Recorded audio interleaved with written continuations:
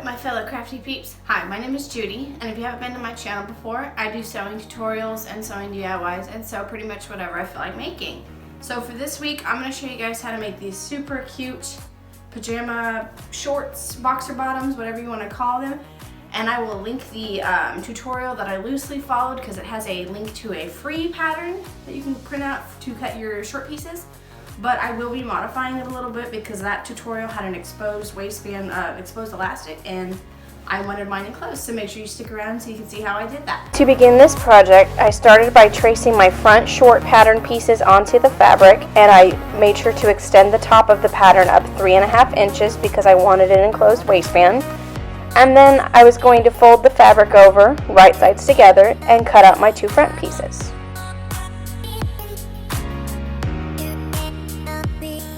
And here I am cutting those two front pieces out.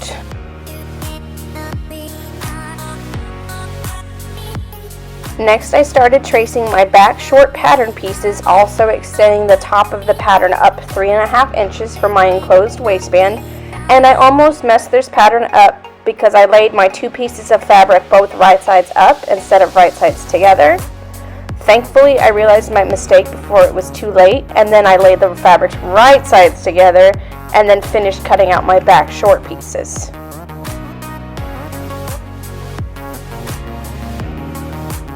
I laid the two front pieces and the two back pieces right sides together and then pinned both pairs along the crotch seams. I sewed both pairs together at a 1/2 inch seam allowance, and then I finished the raw edges with my serger, but you can finish it by trimming with pinking shears, by you doing a zigzag stitch if you don't have a serger of your own.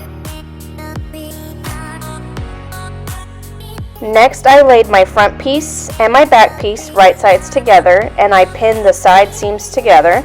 I again sewed these seams at a 1/2 inch seam allowance and finished the edges again with my serger, but like I said, you can finish it with a zigzag stitch, with pinking shears, whatever floats your boat.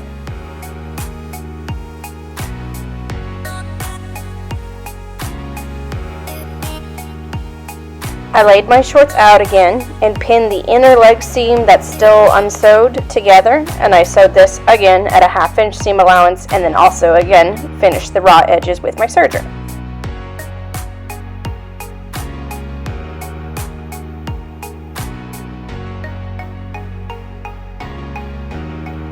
To hem my shorts, I folded the bottom 1/4 inch up and pressed it with my iron.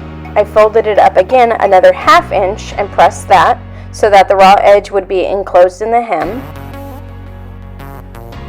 Then for sewing my hems, I sewed at 1/8 of an inch from the top of the folded edge of the hem, and then again 1/4 of an inch up from the bottom hem of the shorts to mimic the double stitch of a cover stitch machine that you find typically on hems of clothing that you buy at the store.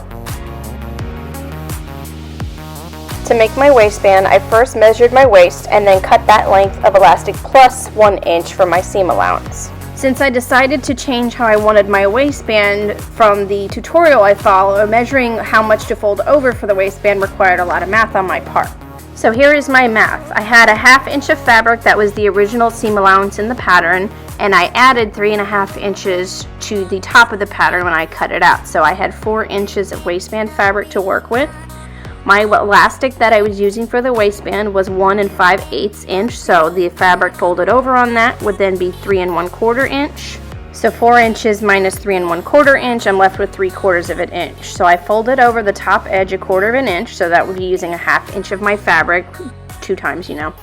And now I'm left with 3.5 inches, but I only need 3 1/4 inches for my elastic, so I measured down 3.5 inches from the top of my fold that I already did, and pinned it in place and ironed the edge that is folded. So hopefully my little diagram kind of explains or shows you what I'm talking about here.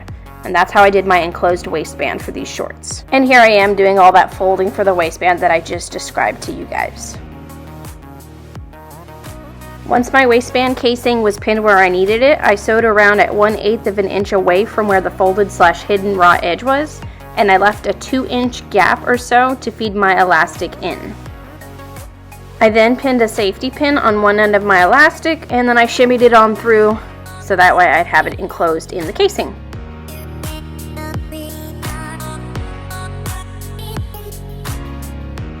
I then sewed my 2 ends of my elastic together at a 1/2 inch allowance since I added 1 inch to my total elastic length.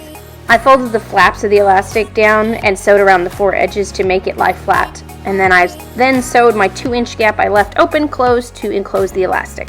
I wanted to make sure that the elastic wasn't going to bunch up and slide around, so I sewed through it about 1 inch from the top, stretching my elastic as I sewed, so that way it would stay in place.